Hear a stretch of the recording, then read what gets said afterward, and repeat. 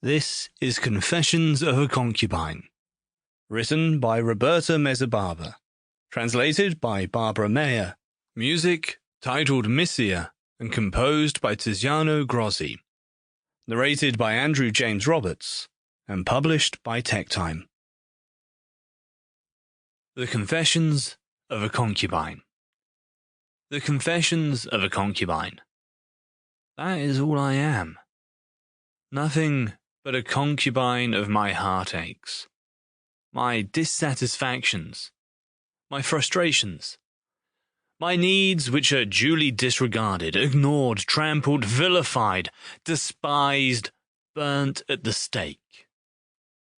That is what I am, mocked, deprived of all dignity, kneeling at the altar of the wishes of others, constrained, forced into cramped spaces that are ill-suited to my desire for freedom.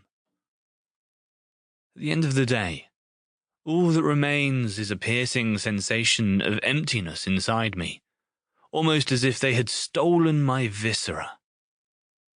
And hope to still have the desire to escape and not listen to anyone anymore and forget this torment that never leaves me. At night, I daydream of being able to break free of the bonds that I have allowed to be knotted around me and be able to do without them. Be able to do without what little I am shamefully able to get by pleading.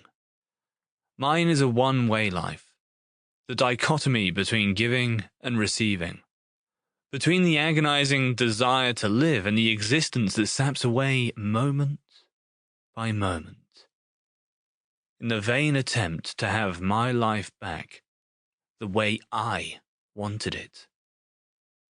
And no answer from the void full of people that surrounds me. Thus I have learned to take refuge in the solitary universe of colourless days. Every time I realise it too late and, trapped, become aware of the role I should have impersonated in that moment of my life, in that situation, while at night thoughts mingled with dreams and dreams with memories.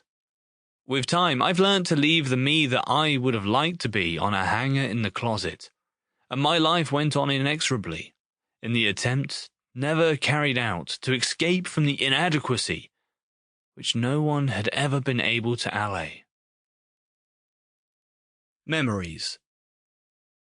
As a child, I always had an almost reverential fear of being judged by my family, by my parents. I went through my life with uncertain steps, always keeping an eye focused on the reactions that my actions aroused. Never once was it necessary for them to tell me what they would like me to do, what my choice should be, what decision to make. A look. That was enough to carry out, unwittingly, their every will. Maybe I could have made different choices, but this feeling never emerged from the antechamber of my thoughts, so it didn't exist in my head. I just wanted to please, accomplish, also because that was all I knew how to do. In those days, without realizing it, the little concubine had taken shape and began to move her first steps. I remember that I was crazy about the music lessons I took from an elderly conductor who had settled not far from my parents' house after retiring. I waited impatiently for Thursday afternoon, the day I went to the teacher's house. He welcomed me into the living room and gave me music lessons, letting me practice on his piano. One day, when I got home from school, while we were all gathered around the table and my sister Sylvia was making an incredible racket on the high chair with ladles and lids, my mother smiled at me and said, "Mysia, your father and I have decided that you won't be going to music lessons any longer. But starting next week, you will attend the artistic gymnastics classes instead at the municipal gym. It's not normal that all your peers are attending those classes while you, with your music, withdraw into yourself more and more." It was a bolt from the blue. Nothing had let me foresee that sudden change. But I accepted my family's decision, albeit with regret, without saying a word. Sample complete. Ready to continue?